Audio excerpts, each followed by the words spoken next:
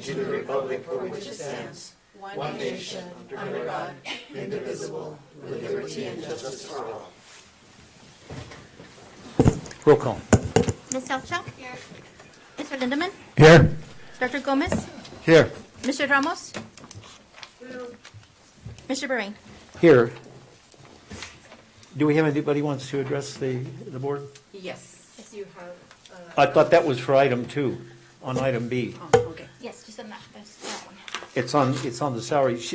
Martha, you want to do it on the item, right? Yes. Okay.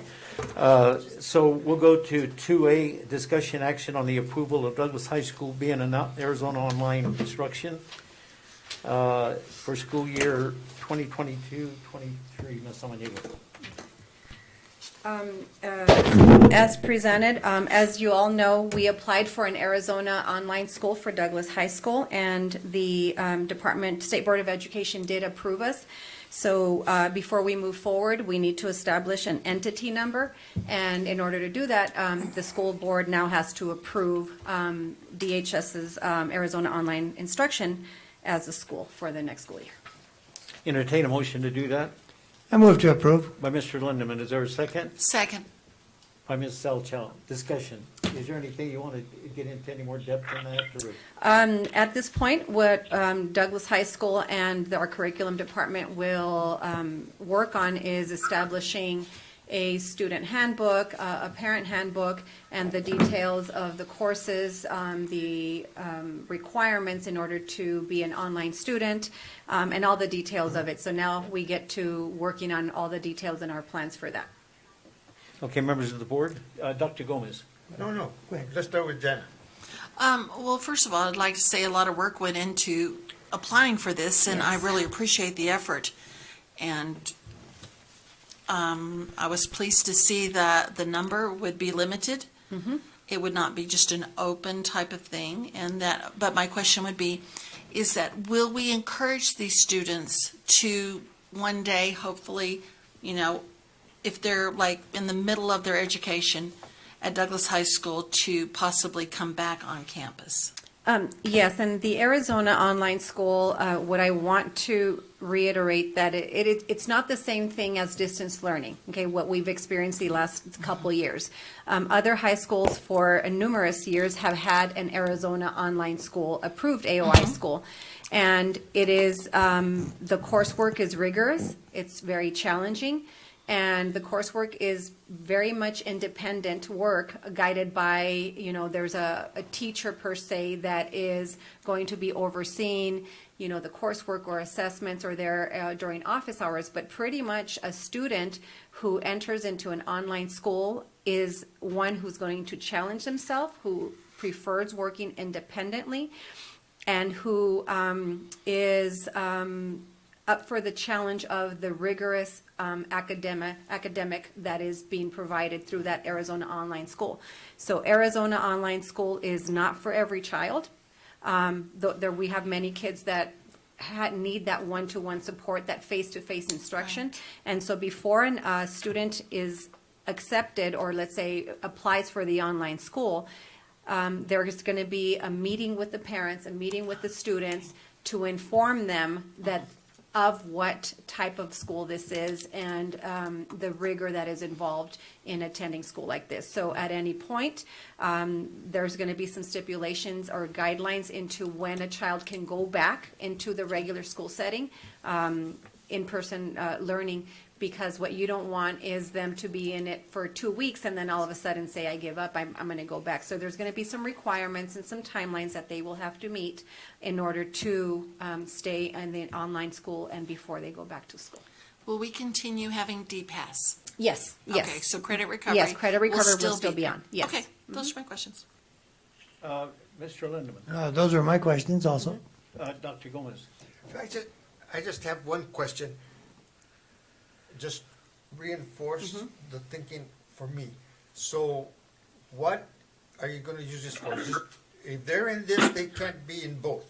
No, they can't be in both. And so an Arizona online school, Dr. Ed, allows children to be 100% online.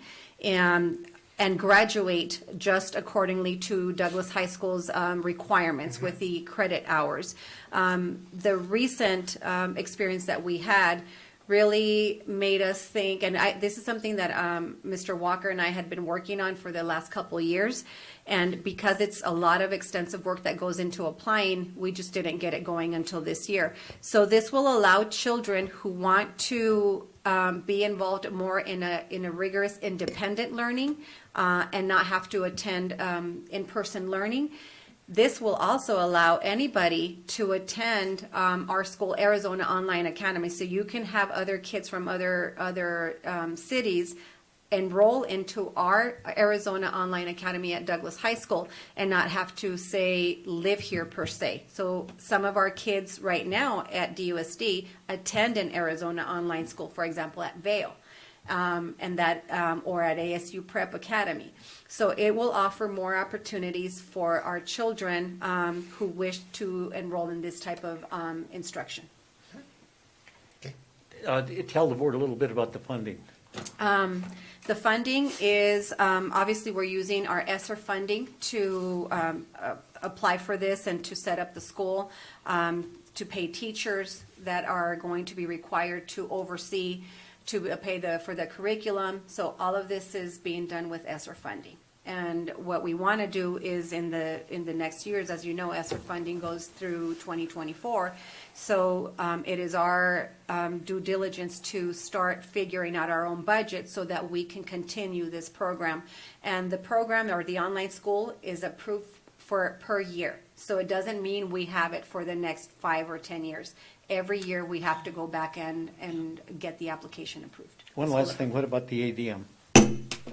For the students, or that is? we have AOI, one? it's, Go ahead, explain that to the board. Kids, of course, we get funded by enrollment, but students that attend the AOI, we only get 85% of the funding. So we get 0.85 per student. And I don't know I don't know if that has changed, obviously not the percentage-wise, but you guys were asking about, can students come back during the year? I really hope so, because that way we can just claim the 1.0 instead of the 0.85. But in terms of cost, yes, it's a different separate entity. It's like having another school. But requires less teachers, requires less expenses. This will be the first time that we have it, obviously, but keep in mind that we only get 0.85 of the a student for ADM.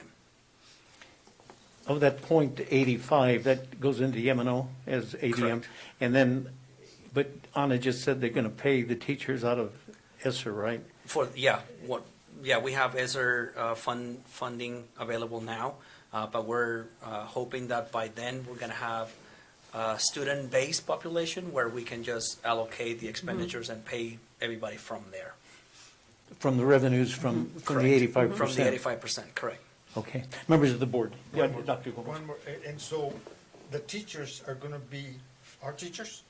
Yes, we have there's the way this works is that you can have our teachers be kind of like the supervisory teacher for some of the subject areas, where they're not teaching fully directly, Okay. face to face, but they're more of the supervising that will check on the students and have office hours. And then, if need be, the program also offers their own teachers that are provided by Edmentum. And so that's a different type of a way to, a plan B. Okay. Okay, explain to Dr. Ed also, since he mentioned the teachers, they're going to be local teachers. Yes. And what time of the day are they going to be doing that? So right now, the plan is, once we set up the guidelines, is a teacher will have, let's say, office hours from like 3 to 4. Is Ms. Hedda, are you here? Okay. And maybe she can assist in that because she's the one, her team wrote up the plan. But let's say a teacher will have office hours from like 2 to 3. And that's when they're going to get that stipend paid out of the ESSER funds for being the online teacher. Will they be doing any after-school work or hours? Well, while she's walking up there, there's not going to be any overlap of the instructional time. Go ahead. Go ahead. So, good afternoon, members of the board, Mr. Board President and Samaniego. So the AOI is set up pretty much mirroring to a certain degree what the DPAS looks like. So you have to have a teacher of record that is appropriately certified in that particular content area. And pretty much it would be a teacher designated to oversee and grade and provide that tutoring support on a weekly basis. After hours.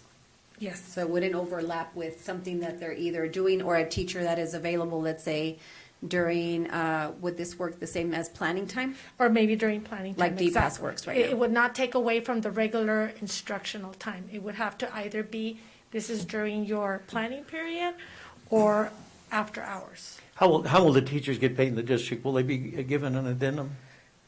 It'll have to be an addendum, yes. And I Okay. think we Paid out plug of that ESSER. money in under ESSER 3 as well. So then, just to ensure that you're totally in compliance, we want to make sure that there's no Double dipping. no double dipping. Exactly. Okay, because that's not kosher, of course. And Exactly. we don't want to get any teacher involved in that and have them have a problem that we're paying them for doing instruction online during the day when they're working. And actually, you may want to look into the planning period, because that's questionable, because actually a teacher gets paid for that period.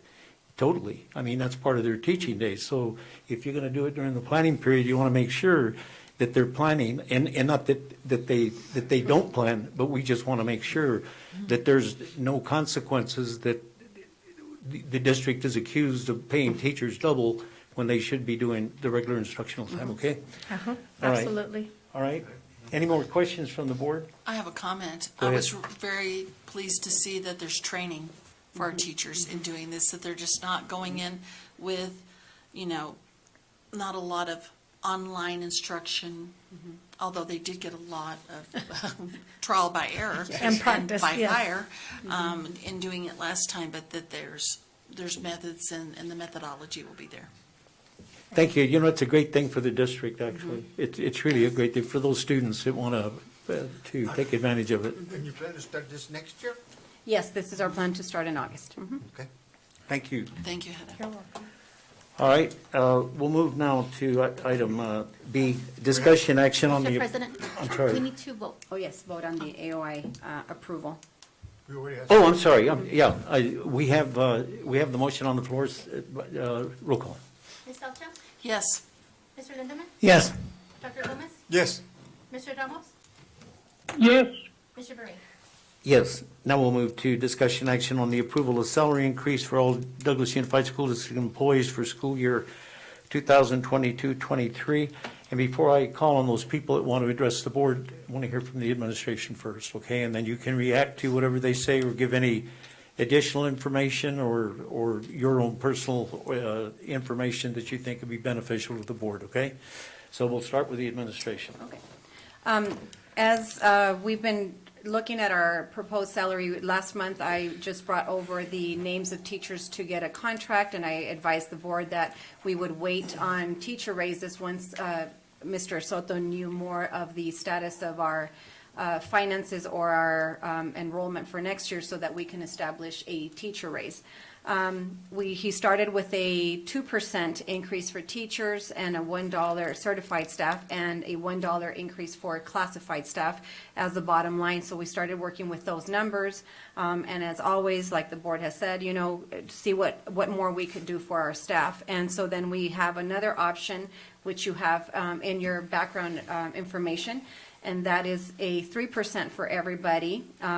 That's certified teachers, administrators, everybody getting a 3%, and a $1 increase for classified staff. And then the other option, which would be my recommendation, would be the 3% certified staff, $1 per hour for classified staff, and a 4% for administration. And the amounts that you have there, you have a breakdown of the budget on each one of those scenarios, what it would impact the M&O, what it would impact title, and what the total amount of the increase would be per one of those three scenarios. We've been working with leadership and some conversations. They've Mrs. Cox meets with salary committees. And in the salary committee, they're not only discussing the potential raise, but it is my goal that we look at extensively at teacher salaries, administrator salaries, classified salaries, and look at opportunities for fixing some of the salaries for the future in terms of, we may have some teachers right now that are, let's say, a 9-year teacher making only about $800 more than maybe a second or third year teacher. And so the salary committee is going to be reviewing each and everybody's salaries, the number of years that they've been in the district, have they been frozen, have they not? And so that's part of the responsibility of the salary committee, looking at other potential benefits that we can add, such as longevity. If you're an employee in the district, you have to wait till you're a 21-year employee to see any kind of longevity added to your salary. And we've been having those talks since, I believe, 2 years ago or last year with DEA. And what else could we do to add on to our longevity steps? So we're looking, they're looking at that and making some recommendations. So that's conversations that are taking place. But right now, we're not bringing a new salary schedule to you. Right now, the goal is for the board to either approve option 2, which is a 3% for all certified staff and $1 increase, or go with option 3, so that we could issue contracts and start working on contracts and wage notices for our staff. But so that we start on a level playing field, what are you recommending? Well, which one of those are you recommending? I'm recommending the 3% increase certified, $1 increase hourly for classified, and the 4% administration. Now, again, for the board, when you say 3%, is that 3% across the board, or is that 3% of their salary? 3% across a board based on, obviously, On their current salary. On the current salary. What they are Okay. making right now. All right, and then what about the 208 monies? And I hate to keep asking you that, but I think it's important that we know what effect that is going to have, or has had, or is having on the board. At this point, Mr. President, we haven't heard anything. As everybody knows, that proposition was killed basically by that judge, so it's not going to be implemented at this point. If that's something that they will want to continue and talk about, still a possibility. But I really doubt it's going to come, especially for this coming year. And that proposition, it was to tax the people making more money and to give to education. I believe the threshold was like above 250,000 around a year that they were going to get taxed more. But again, a judge already said that is unconstitutional, so they're not going to entertain that as of now. So I'm just using the monies we have and what we can count on, but not Proposition 208 monies at all. Okay, members of the board, any comments or any reaction to the recommendation, Mr. Mr. Lynn? President, you know, at first look here, was there a reason that it's 3%, $1, and 4% instead of 3% and 3%? And those are your two options. So 3% would give a 3% raise to all certified staff, no matter what position you have. And so my recommendation, after looking at our budget, looking at the salaries right now, is that once you become an administrator, and of course becoming an administrator is a choice, right? You go into that position knowing that you're going to work extensive hours, the responsibility is huge, and there's no other opportunities for our administrators to make any extra money. There's no tutoring, summer school, you have to work because you're the building principal, you're a 12-month employee. So there are no other opportunities for administrators to to make extra money. Our certified staff who's teaching or who's counseling or nurses, there's other opportunities. Of course, it is extra work. It's tutoring. It's having to teach during your planning period. It's having to coach. So it's having to add more to your plate to make up, to get more money. And those opportunities are not there for principals. So that's, it's been a tough 2 years for everybody. The responsibility right now on administrators is huge. It's a 24/7 job, and our salaries are probably not comparable to other administrators across the county or across Arizona. So this was my way of right now compensating them. My recommendation. You know, and I think she knows, that this board has always said to the administration to do every bit of what you can. You take it to the max.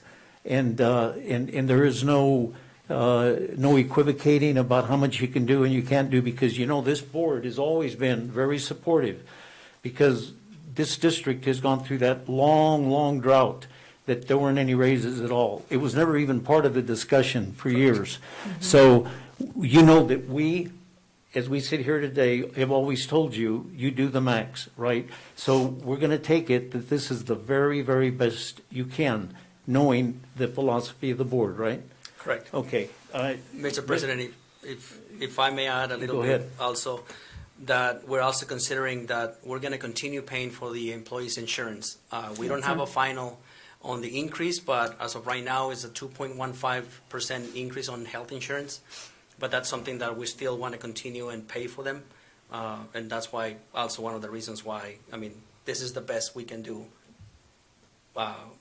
because of the increase on different things, on health insurance and all that. Mr. Lindeman, go ahead. Thank you, Mr. President.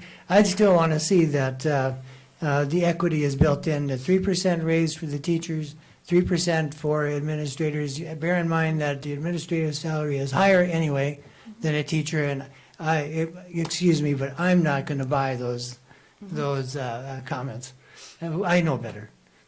Teachers work hard. Everybody works hard. And if you're going to talk about salaries, equitability, that's what I'd be interested in. So, thank you. Ms. Salcho. When was the last time that the teachers had a base raise? Last year. Last year. And this was also the same time the admin? Yes. So everybody received the same amount all the way across the board, Same percentage. including directors, everybody? Yes. Correct. Okay. Dr. Gomez. Question to Cesar. Does this $1, now, is that kind of include or the state requirement? Right. Still nothing concrete, but it's still being commented in the news and stuff. The state wants to be at $15 minimum wage by January 2025. By doing this, we're not going to get there, obviously, because we're kind of still far from the $15 minimum wage. But this is something to get closer to that mark. Again, we're not presenting salary schedules at this point, but by doing this, I just want to be kind of close by the time I need to make that big adjustment in 2025. By doing the $1, I'm just still going to be off $1.20 or something, depending on the proposal for the classified salary schedule. But that's the main reason why I'm proposing the $1, just to help me out in the future to close that gap. One more thing. Go ahead, sure. This is really hard to say. I hate the word equity. I dislike it with a passion. But in this case, I think I'm willing to go with Mr. Lindeman, and that the 3% be given to the classified and the administration, rather than a disparity of 3 and 4. That's where I would go. And not classified. Classified, 3% for classified? No, No. the classified stay the way it is, right? No, you said 3% for classified and Oh, I'm sorry. That's I meant all to right. say certified. certified. Yes. Okay. Yes, 3% wouldn't be for classified, and we're very comfortable. That would be, like I said, it would be 3% for everybody and $1 for instructional support staff and classified staff. And if the board felt that we could go with, and you would approve the third option, but we are very comfortable with the 3% for all of our administrative staff, our certified, our teachers, our counselors, and our $1 for classified staff. Members of the board, anything else? Whatever happened to the discussion, yes. Mr. Ramos. Yeah, go ahead. Yeah. Go ahead, Mr. Ramos. Yes, I just wanted to mention that I am very, very happy to see that finally our teachers and our staff that have been long overdue in receiving the increases for many years, that this board finally has a chance to help get them there to the point where they can compete with other districts, rural districts in Arizona, because we're really low in our pay. And I'm glad to see this. Thank you. Thank you, Mr. Ramos. What about the notion of revisiting the incremental salary schedule? And I know that fell by the wayside a couple of years ago. I thought a few years ago, and I wasn't affiliated, I wasn't on the board at the time, but I think at the time that I was occupying a position here on a volunteer basis that, and of course, there were some other issues going, and I don't know if it fell by the wayside, but whatever happened to the conversation regarding the incremental salary schedule, that regardless, if you just breathe from year to the next year, you got an increase. Of course, it was a max on whatever the category you happen to be in, BA, whatever, 15 MA, and so on. Whatever happened to that conversation? So instead of a stepless salary schedule, is that what you're saying? placement. A placement. And the reason we went to a stepless was conversations with, I believe, our DEA and obviously former administration. I was in HR, I believe, at that time. And those were the conversations that were leaning more towards a stepless salary schedule. And that's what was presented back a few years. I can't remember how long we've been on a stepless salary schedule. We haven't had conversations, nor with DEA or with the salary committee, but that could be if somebody is bringing that up and saying we need to revert back to a placement salary schedule instead of a stepless, then obviously those will be recommendations coming from, a salary committee per se. If I thought that the district could afford it, I would Yeah. strongly recommend that we not only have the increments in those different categories, that's automatic every year, and we put a percentage on that every year. Also consider a higher rate, not only on the step, but maybe even in addition to that for the, and that's talking about certified staff for anybody that's on a salary schedule. To me, that precludes ever having to get in a situation again, unless the district just says we can't fund it anymore, of ever having to worry about whether, in the way things are going in education in Arizona now, people are going to be better off going to the charter schools, as much as I hate to say that, because that is anathema to public school education right now, are the charter schools, because they are benefiting from everything, and I don't want to get into that because my blood pressure gets high. But that's the way the legislature is operating now.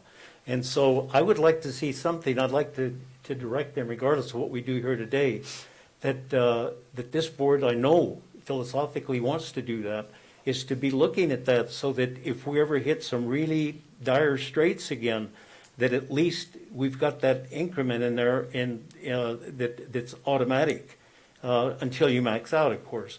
And that also gives the opportunity at the end of the year to also even put a higher percentage on it at the end of the year if the board feels like it and the administration feels like they can do it, responsibly do it. Okay, so I would like to have them look at that. Dr. Gomez.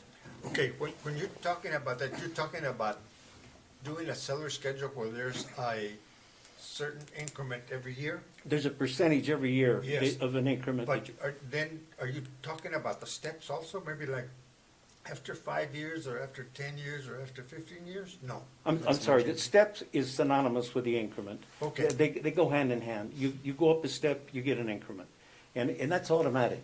And of course, the board, at the recommendation of the administration, who have to be responsible with the fiscal responsibilities of the district, they could recommend, we'd like to put, instead of 2%, we'd like to go 3% on it, or put X amount of dollars on the base, and then even come back and say, well, you've got that 3% automatically built in there, and we'd like to, on top of that, maybe give you even another percentage higher than that. That's the only way we're ever going to be able to not compete, and that goes without saying. But equity, I mean fairness to the staff. After all these years, they go year after year after year without a raise. And that's why we're scratching and doing everything we do here now to try to get them back. We're never going to catch up, never, because there were those years we got too far behind. So if it's okay with the board, I'd like to direct them to take a look at that, to take a look at that schedule over and above. Yes. No, I'm in favor of that. Having been hired and taught for forever, using those steps. Right. What it did for me was I could say, I want to be here, and I'm getting close to maxing out right here. So I better get on the gun and get some more classes. It spurred me to get my master's plus hours, and to move up and beyond on that, instead of just being, well, I'm kind of stuck right here. I don't know what the process was that made it go by the wayside. All of a sudden, we had a really strange salary schedule that came about, and there was a lot of finger pointing that went on about, well, why does this person make more than that person, when there was no explanation for it. But you knew where you were, and you knew where you could go from there. And for me, that was, it was a comfortable feeling, but it also, like I said, it lit a fire underneath me when I knew I needed to get my master's.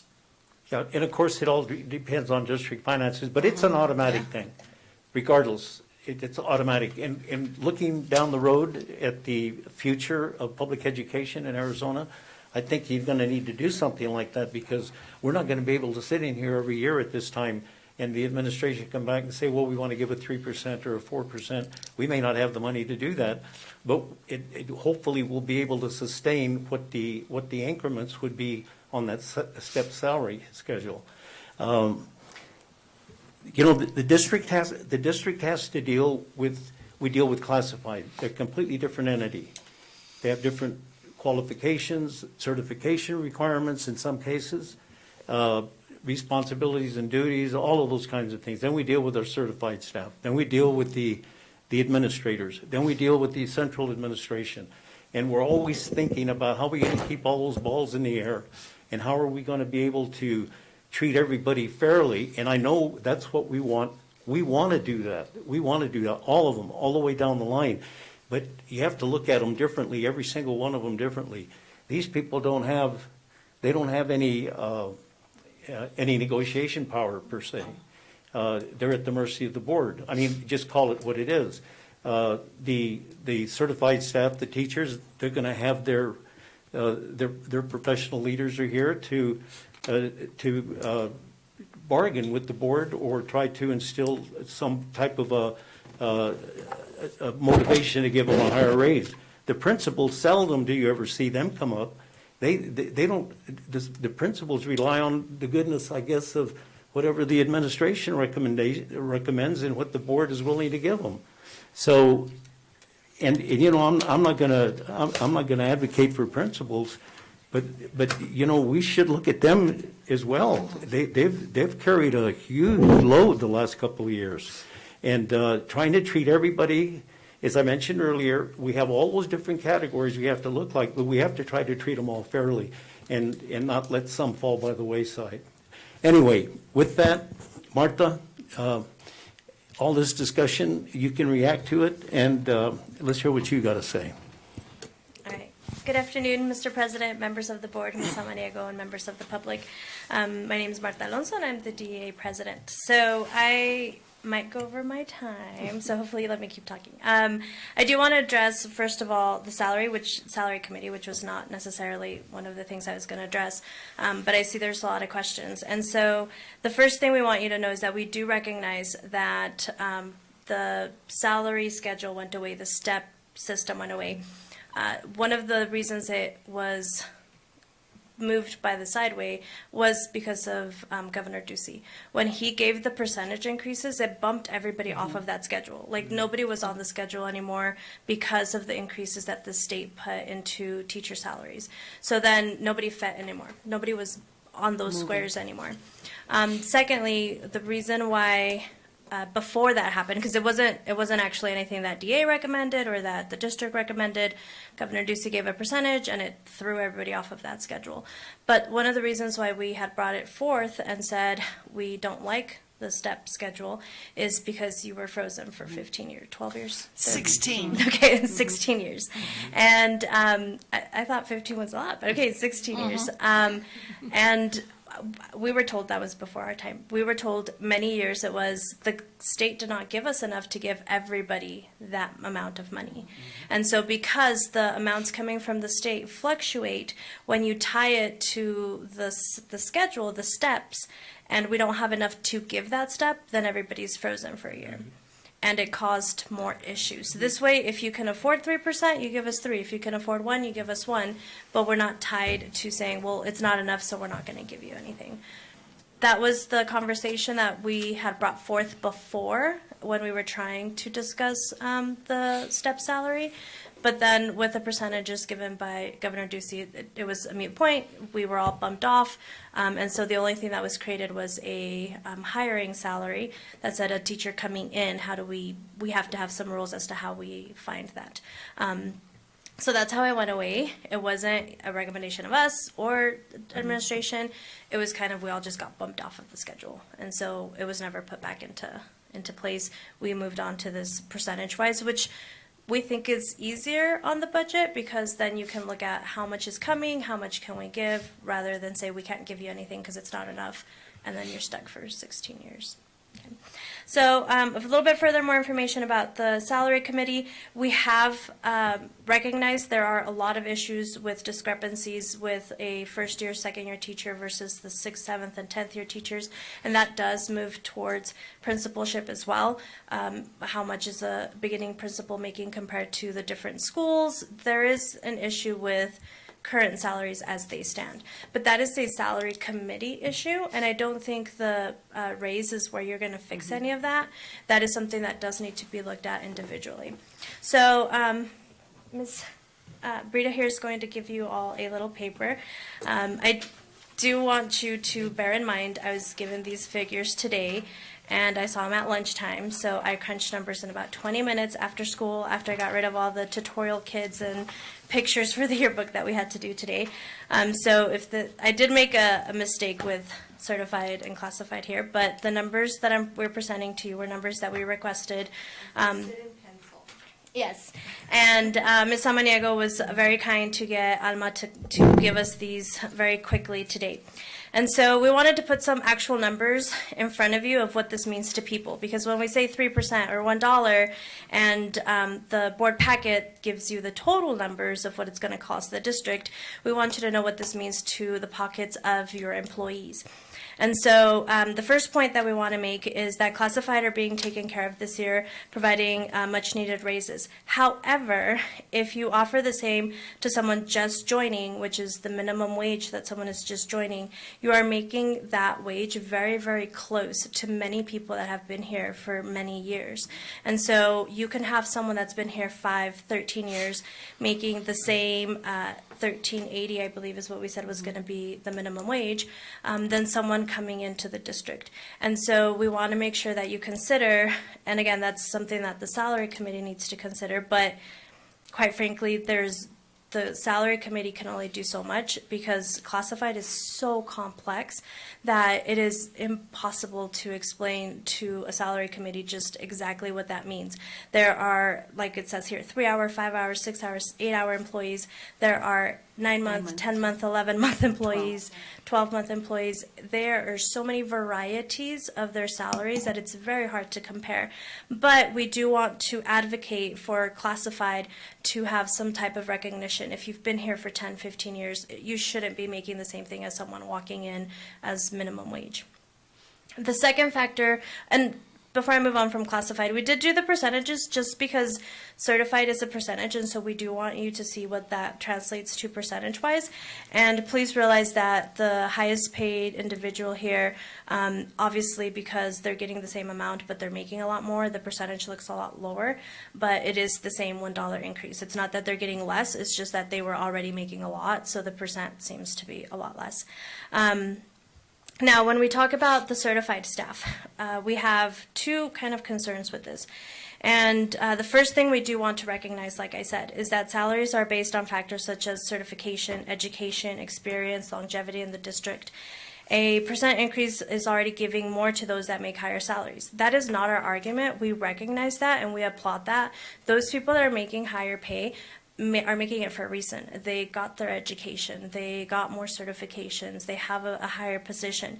Our comment, I guess, would be, or what we would like you to consider is what the board members have said. There are two categories in our salaries, classified and certified.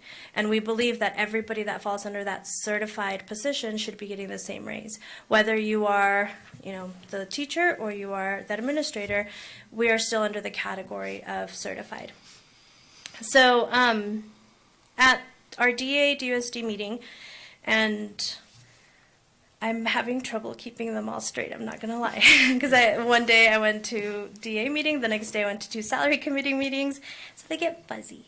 But in general, it was explained to us that we were going to have the $1 for classified and the 3% for certified employees, and that this was not the inflation rate. The state is, looking at just doing the 2 minimum.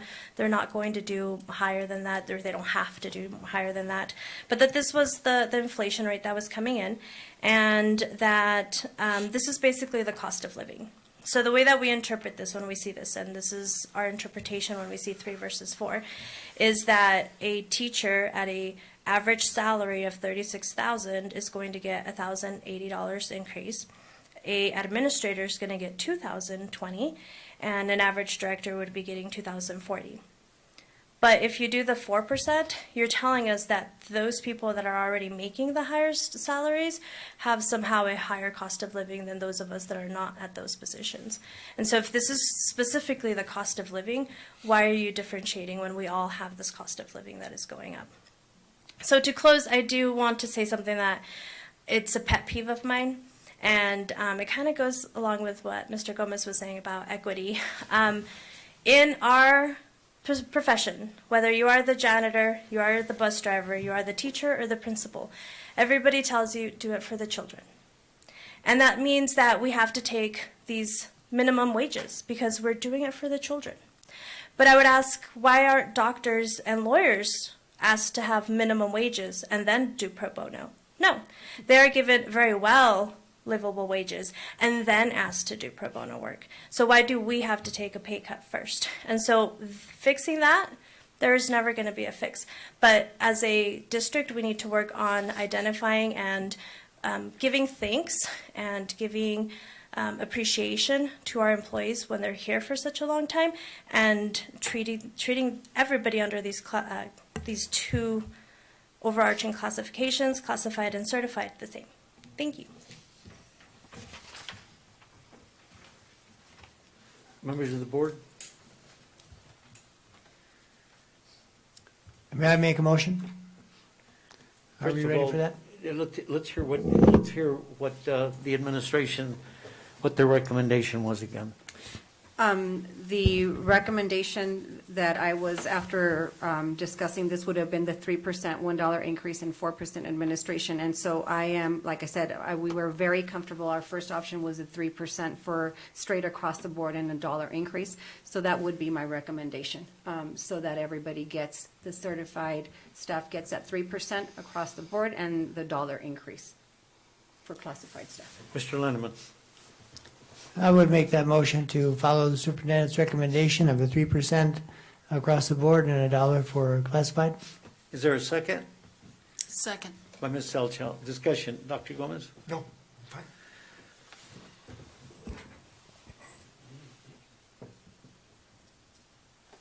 What does the schedule look like for the contracts?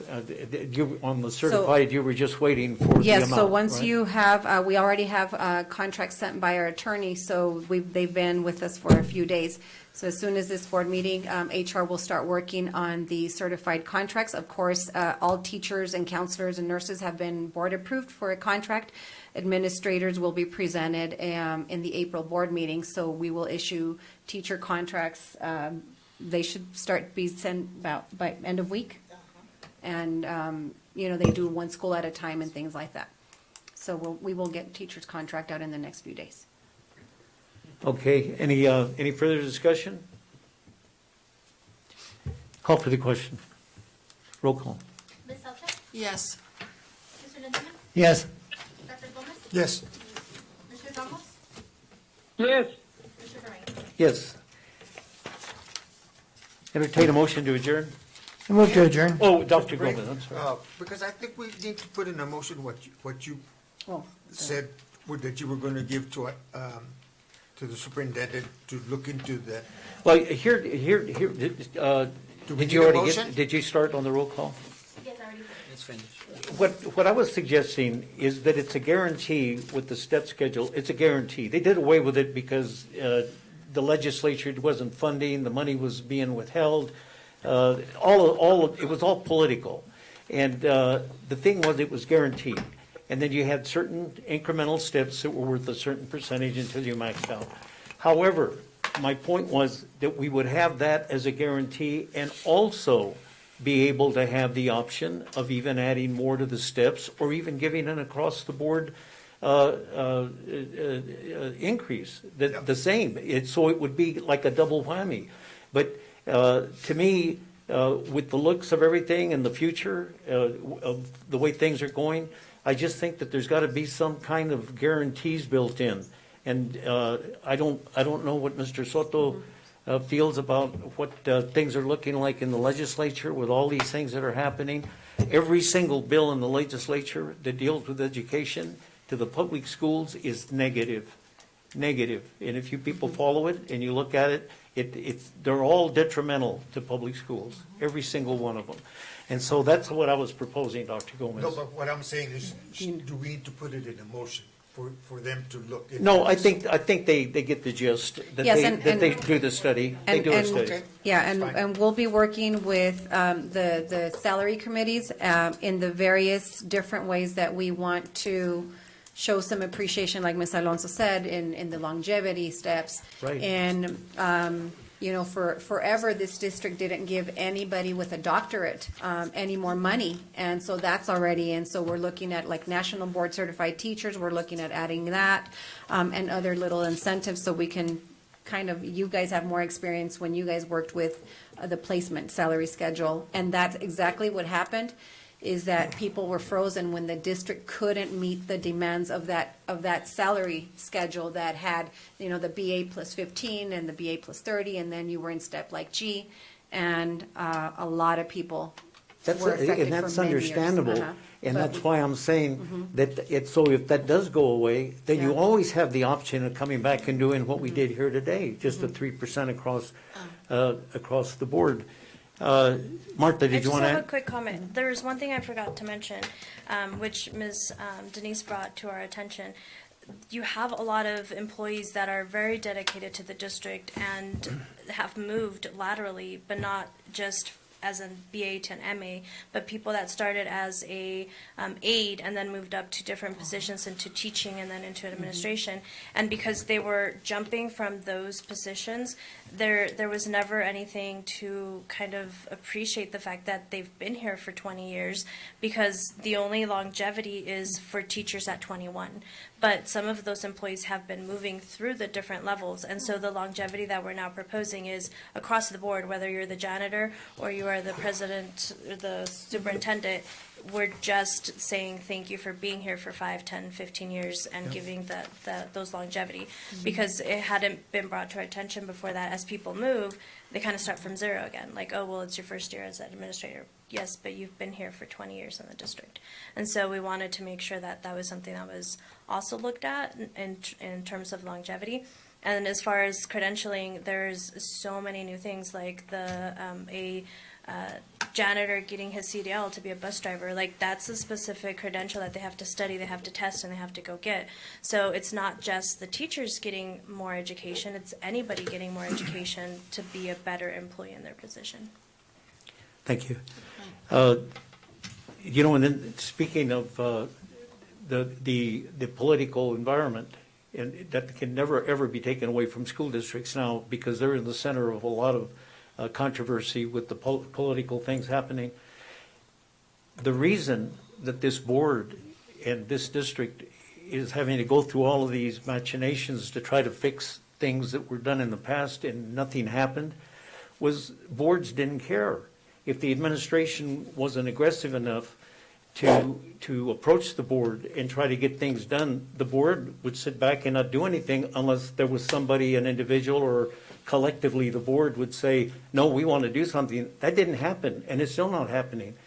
This board, since, I don't know, the last few years, but, you know, speaking politically, it's like the legislature, the whole environment can change if you have a complete switch. And if this board changes, and you don't have the same philosophical agreements that this board has, you can see that again. You never know. It's like any elected position at the legislature. So these are things, because of the political climate right now, that we have to consider and hopefully put in some guarantees that there will be certain things that will definitely be on the table in the future. And I think that's very important, because we're looking for some hard times coming down the road. All right, we have a question on the, we have a motion on the floor? No, we're good. No one.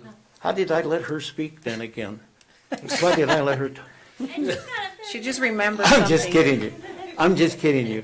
That was an afterthought on you. Thank you, Martha. Rita, thank you guys for being here. Appreciate it. Administration, thank you for all the work you do. Entertain a motion to adjourn I move to adjourn. by Mr. Lindeman, I second. by Ms. Salchow. All those in favor? Aye.